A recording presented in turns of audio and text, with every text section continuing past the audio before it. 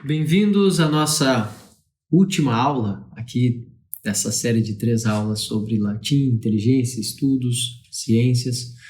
Hoje eu vou falar sobre o caminho que cada um de vocês deve fazer até esta forma mais elevada dos estudos, ou também ao estudo teórico, tá? Ao estudo teórico já com todas as suas questões respondidas, já com a sua máxima complexidade, certo? Então, quando eu falo de estudo de latim e grego como início para chegada para ir até os estudos filosóficos, os estudos das ciências, eu falo então de um caminho tradicional, certo? Tradicionalmente, nós temos de entender que, não num passado muito distante, nós podemos pensar que ainda no século XX, principalmente no início do século XX,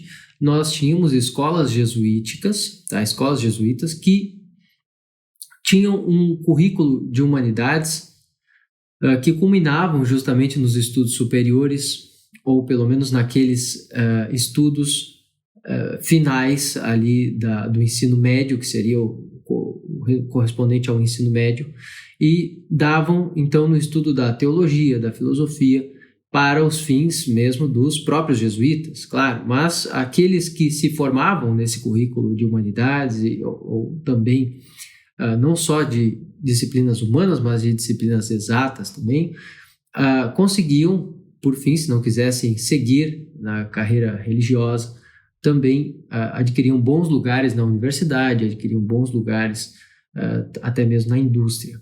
Tá?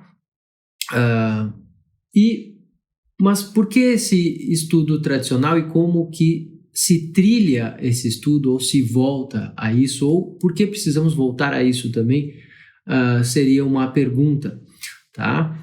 Mas, como falei também na aula anterior, vocês podem usar de referência essas outras 2 aulas, tá? Nós sabemos que há um caminho a ser percorrido e que este caminho eu posso já resumir este caminho como um caminho que vai das disciplinas da linguagem até as disciplinas do número, certo? Do número.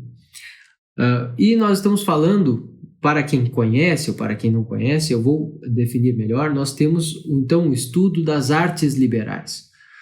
Atualmente, os estudos que nós fazemos na escola não são muito diferentes, em termos de proposta, do estudo das artes liberais. Nós temos algo desse estudo das artes liberais dissipado ou distribuído em outros tipos de matérias. Mas nós temos mais ênfase no nosso atual ensino em questões técnicas, né? Por exemplo, questões da química, da física, que já são ciências mais modernas, são ciências modernas que foram incorporadas ao currículo principalmente por uma demanda ou por uma exigência técnica da produção humana moderna, tá? Dos meios de produção modernos e dos entendimentos que um aluno já de ensino médio deveria ter para ingressar numa universidade para tratar de assuntos modernos, né? Até mesmo porque todo o mundo globalizado sofreu o mesmo movimento rumo a uma industrialização técnica, né, e uma base técnica muito comum no mundo todo se constituiu, certo?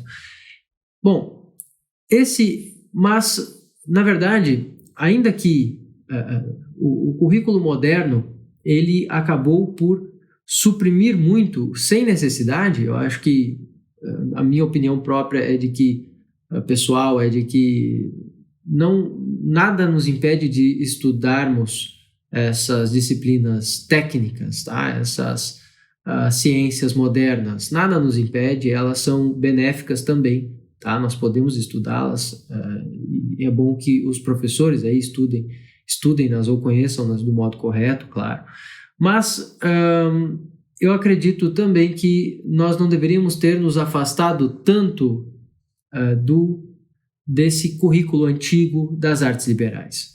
Tá? Então, muitos de nós, e é o caso, eu digo, da maioria de nós precisamos agora, depois de já ter tido um estudo técnico mais avançado, ou de já ter passado por essas disciplinas que nós passamos na escola, ou se estamos em fase escolar ainda, se algum de vocês estiver em fase escolar, vai ver que talvez isto que vocês estejam aprendendo não seja o suficiente para chegar realmente aonde eu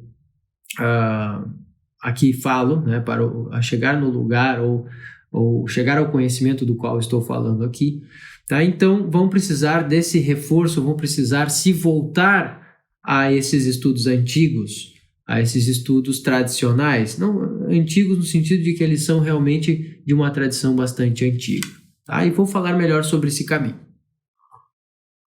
Tudo começa no latim e no grego, tá? Principalmente no latim. O latim formou uma tradição ainda mais profunda, certo? Nós nos expressamos em latim por muito mais séculos do que em grego, embora as bases dessa tradição sejam gregas, muito mais gregas do que latinas inicialmente. Nós sabemos, por exemplo, que autores como Cícero, que eu tenho aqui o livro de Amicítia, por exemplo, autores como Cícero fizeram muitas traduções da filosofia grega, Cícero traduziu Platão, tá? E incorporou a filosofia grega às ciências ou à filosofia romana, também ao que se escrevia em filosofia romana. Então, nós temos aí um tipo de intercâmbio, né? Intercâmbio cultural nesse início que faz com que tenha acontecido justamente a fusão ou a complementação dessas ciências gregas com a latina, com a cultura latina e assim prosseguido desse modo. Nós vamos ver que ao estudar latim, nós vamos ter aquele aprendizado de linguagem, do qual eu falei, nós vamos ter esse nosso aprofundamento gramatical. Nós vamos ver também a disciplina da lógica, da retórica, tá? E nós vamos ter a literatura nesse início. Então, esse início dos estudos liberais, esse início dos estudos humanísticos, ele compreende uma maior carga, eu ainda diria, uma maior carga de literatura. A literatura é que nos dá o repertório, como falei, o repertório imaginativo e um repertório também de problemas e situações que são muito importantes para os estudos filosóficos.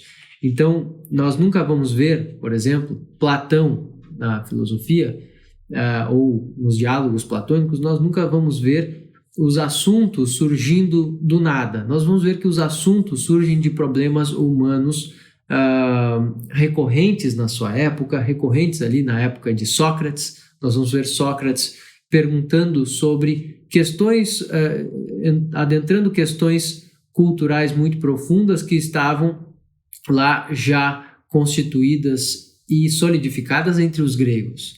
Olha só que interessante, nós vamos ver que os gregos, tá, tinham suas manias, já tinham a sua cultura e ela era muito baseada na cultura dos mitos, na cultura dos deuses, em mistérios também, na meditação de mistérios, na meditação, ou melhor, em práticas religiosas também, ou práticas iniciáticas, e tudo isso fez parte, então, do pensamento filosófico. Lembrando que o pensamento filosófico foi parte do caminho para o conhecimento. Tá? Então, quando nós estudamos inicialmente latim e grego, nós também estamos falando do estudo da literatura, por que não? Nós precisamos também cuidar que o Ocidente é formado pela literatura sagrada.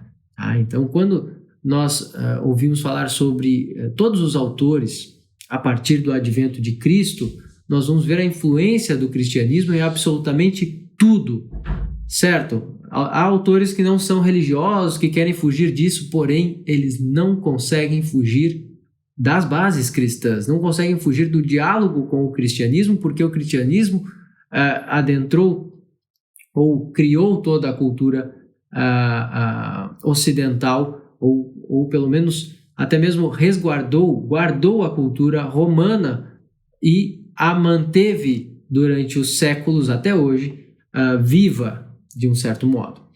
Então nós nunca vamos escapar disso, nunca vamos escapar de questões, por exemplo, éticas ou de questões morais sem tocar no cristianismo ou sem tocar na literatura pagã, ou sem falar da literatura pagã. Caso nós pensemos sobre essas coisas sem a literatura, nós vamos filosofar ou vamos pensar sobre esses problemas no vazio. Então, muito cuidado com isso. Se nós não temos o aporte literário, se nós realmente não entendemos essas histórias primordiais que formam a cultura ocidental, nós também não podemos adentrar os problemas filosóficos que surgem daí e não podemos entender as respostas filosóficas que surgem daí, bem como as ciências, certo? Então, se nós não temos nenhuma noção, por exemplo, do que os gregos discutiam inicialmente sobre a matéria, sobre as categorias, como Aristóteles discute sobre as categorias, ou seja, os modos de classificar as coisas que nós vivemos ou vemos, tá? Se nós não vemos as categorias lógicas, eu digo, né? Se nós não notamos que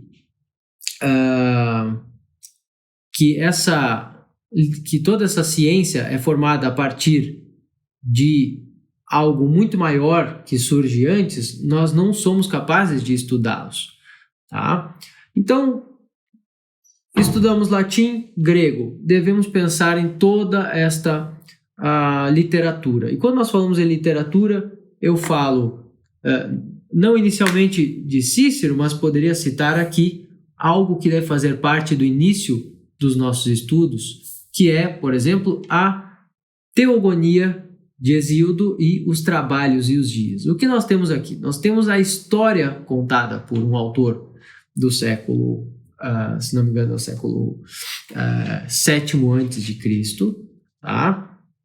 Nós temos aqui a história da criação pelos deuses.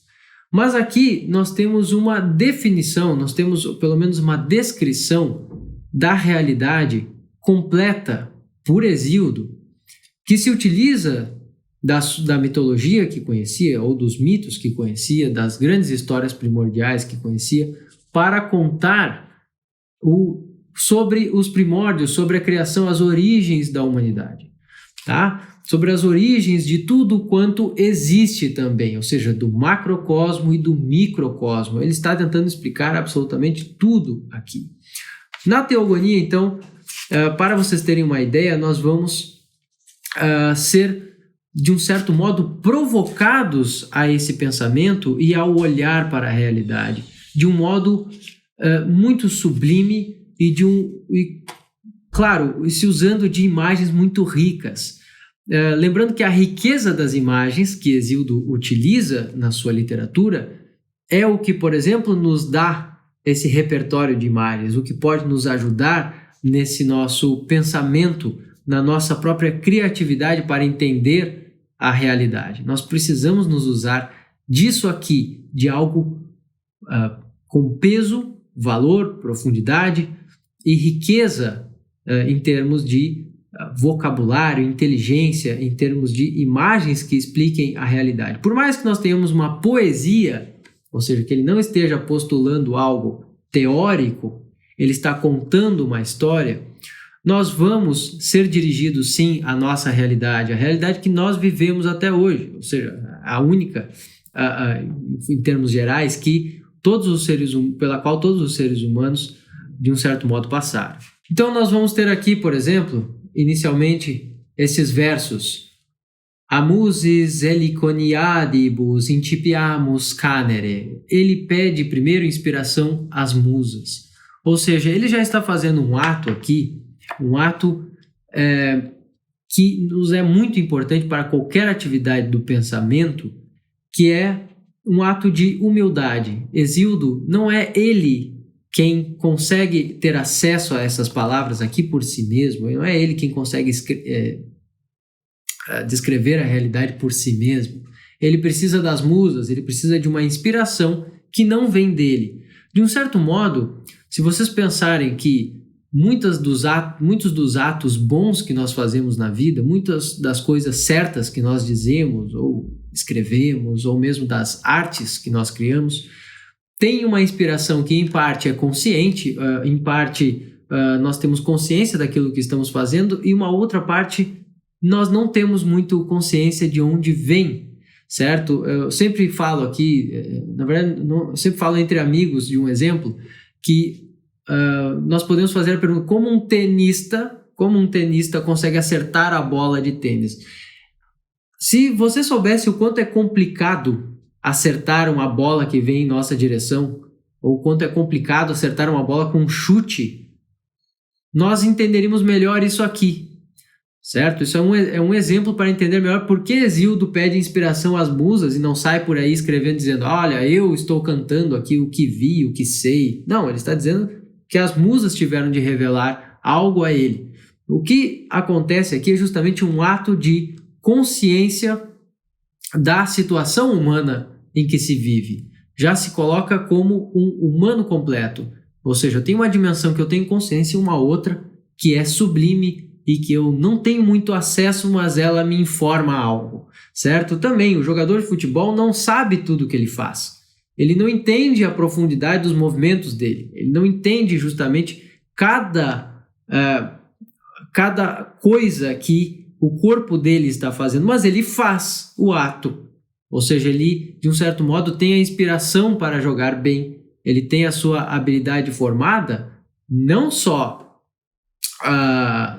porque ele tem um treino de cada pedaço daquilo, não, mas há algo ainda a mais do que isso. Ele dirigiu a vontade para conseguir fazer aquelas tarefas. Ele está imitando outros que vieram antes, desde criança, certo? Então há esta dimensão misteriosa dos atos humanos e do conhecimento humano, a qual nós devemos estar abertos sempre e entender que ela não vem justamente de nossas ações conscientes, necessariamente, mas talvez de nossa natureza, tá? Talvez porque para nós mesmos nós sejamos em parte desconhecidos e muito maiores do que pensamos. Então ele começa assim: a muses heliconialibus, né? A partir das musas do Helicon, as musas heliconiades, ou seja, heliconíades, aquelas que vivem no Helicon, esse monte grego em que elas dançavam e cantavam. Ele diz assim: tipiamus cadere, comecemos a cantar. Que helicones habitant montem maniunque divinunque. Então elas habitam esse monte grande e divino. Atque circa fontem nigrum pedibus teneris saltant. Então elas à volta de uma fonte negra saltam com os seus pés, dançam com os seus pés. Notem, essa figura de musas dançando ao redor de uma fonte, musas que descem até o poeta. Aqui nós temos uma riqueza de imagens para esse ato humano de pensar, de meditar, que somente um poeta e alguém inspirado realmente conseguiria nos dar. Tá? E que, na verdade, se formou como tradição entre os gregos, assim dizer. A poesia, a literatura vai nos dar esse repertório de imagens, vai nos dar essa riqueza toda. Então nós vamos começar por meio disso. Nós vamos começar dominando esta linguagem, esses elementos que estão na história grega, que estão na história das narrativas gregas e latinas para pensar, certo? Aqui, nesta obra, nós vamos tê-la em grego e latim aqui na escola clássica, justamente por isso, para que nós dominemos um vocabulário que depois vai aparecer em tudo mais que nós lermos em termos da tradição científica, filosófica grega. Tá? Nós vamos ter aqui muito sobre o que pensar. Tá? Do mesmo modo, nós vamos estudar, por exemplo, o Novo Testamento. Tá? Nós vamos estudar o Novo Testamento. Por que estudar o Novo Testamento em latim e grego?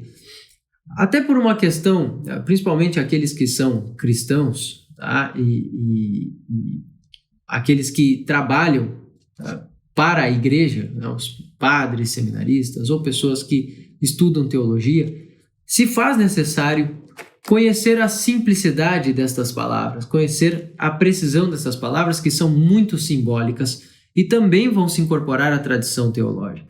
Tá? Nós temos aqui símbolos que são dados por meio das palavras, nós temos aqui quase como em meio aos atos, em meio à narrativa, nós vamos ter elementos que são expressos em latim e grego e que têm suas conotações muito específicas e também nos levam a essa introdução aos temas teológicos, ou mesmo as histórias sagradas da Bíblia nos levam a essa introdução dos temas filosóficos e teológicos, como nós podemos pensar do mesmo modo. E aqui, se nós vemos o Gênesis, tá? A mesma coisa, nós temos no Gênesis algo parecido com o que nós temos na Teogonia de Hesíodo, mas no Gênesis nós temos os primórdios na Teogonia e nos Trabalhos dos Dias, né? Mas aqui nós temos os primórdios da criação, a ordem da criação, uma meditação também muito profunda sobre a realidade em que vivemos e as origens da realidade, certo?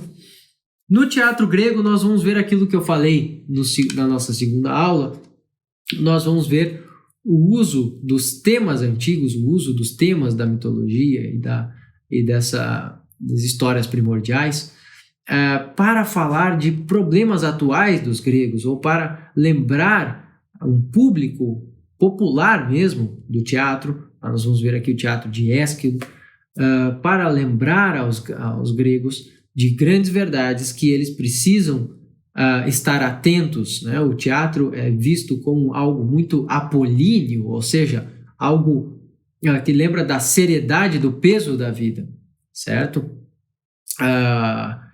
Isso aqui, realmente, no teatro grego é que nós vamos ter esses temas aqui tratados com os nomes originais, com o modo original de escrita do próprio dramaturgo, e vale a pena, nós podemos ler. Se nós tivermos estudado o básico de grego e muito latim, no caso, nós já tivemos estudado latim e o básico de grego, nós podemos nos aprofundar nesses temas. Também nós vamos ter a historiografia de Heródoto, nós vamos ter aqui a filosofia grega, ou pelo menos uma parte essencial da filosofia grega, com Platão, Aristóteles e Plotino.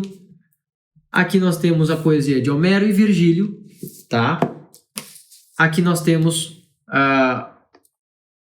este livro também está entre os livros promocionais da Escola Clássica, tanto o De Amicizia quanto o Mundo de Homero, e também o Trivium de Santo Agostinho. Nós vamos ter aqui, no Trivium de Santo Agostinho, nós vamos ter as três artes as três artes do Trivium, tá? A gramática, a dialética e a retórica, e aqui nós vamos ter um tratado sobre a amizade e nós vamos ter aqui algo explorando também esse mundo de Homero. Então, por que eu falo dessa literatura? Bom, para chegarmos até aqui, nós vamos precisar nos esforçar primeiro, nós vamos precisar passar primeiro por um estudo de alguma das línguas para ler esses livros, tá? Para ler essas obras aqui ou em latim ou em grego.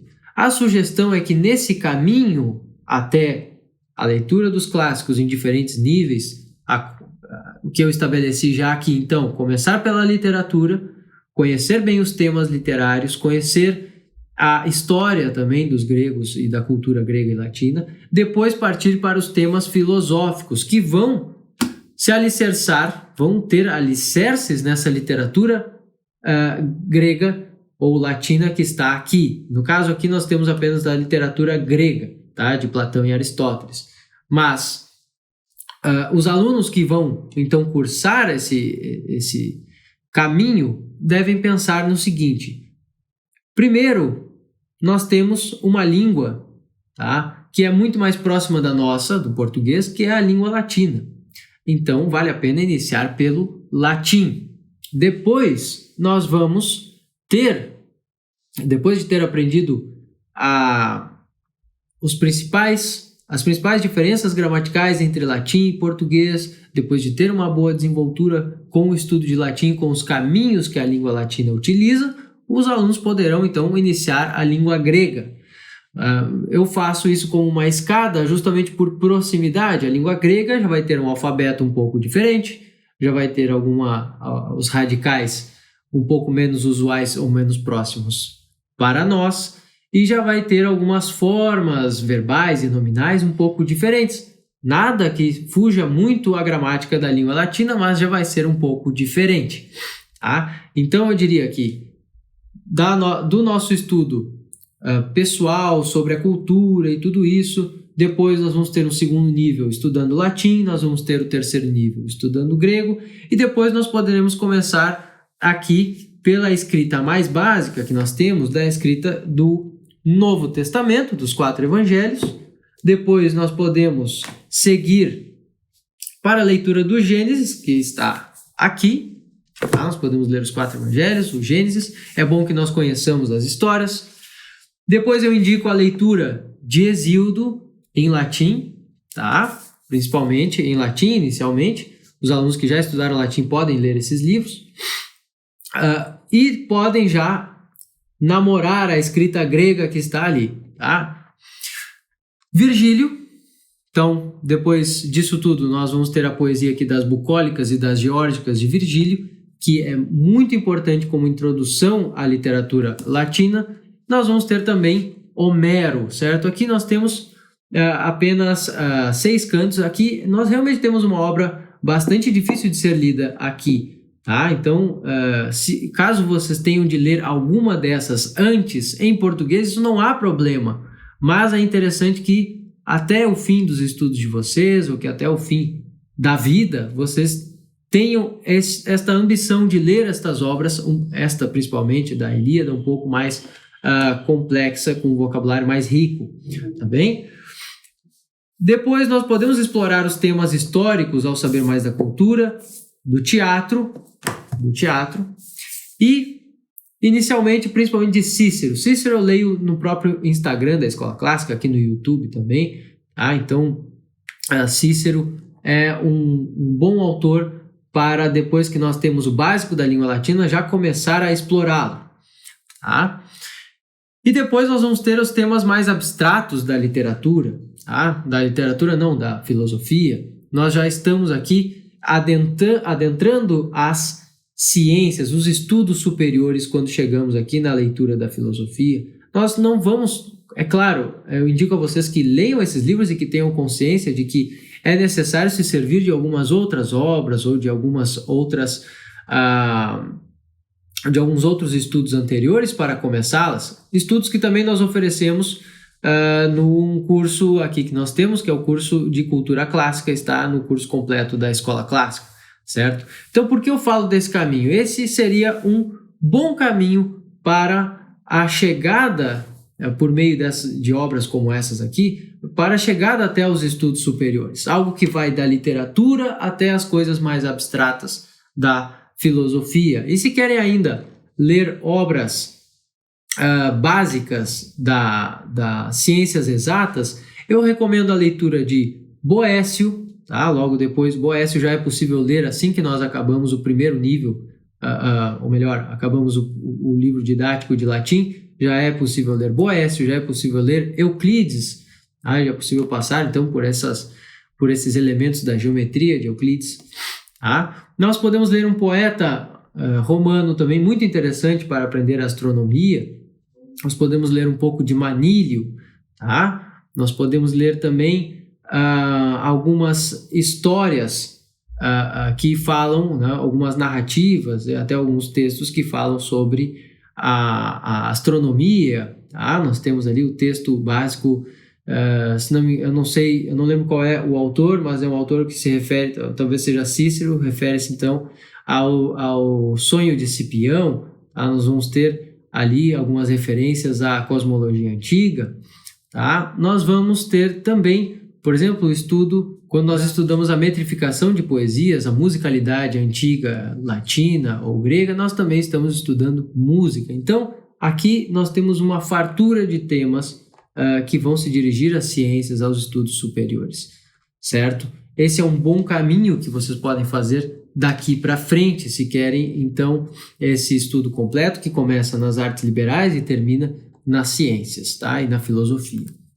Bom, por fim, resta recomendá-los que conheçam o nosso trabalho da Escola Clássica, certo? Que conheçam os caminhos que oferecemos a vocês, esse intermédio para que vocês possam passar por esses temas, possam aprender esses temas, tá? E sigam muito bem os princípios que eu deixei aqui na primeira e na segunda aula, certo? Qualquer dúvida que tiverem, podem perguntar, sintam-se à vontade, e eu espero que esses 3 dias, essas 3 aulas que eu deixei aqui, ajudem os estudos, ajudem vocês nos seus estudos, tá? Ajudem para que tenham um novo caminho e para que busquem uma profundidade intelectual e de estudos muito maior. Muito obrigado e até a próxima.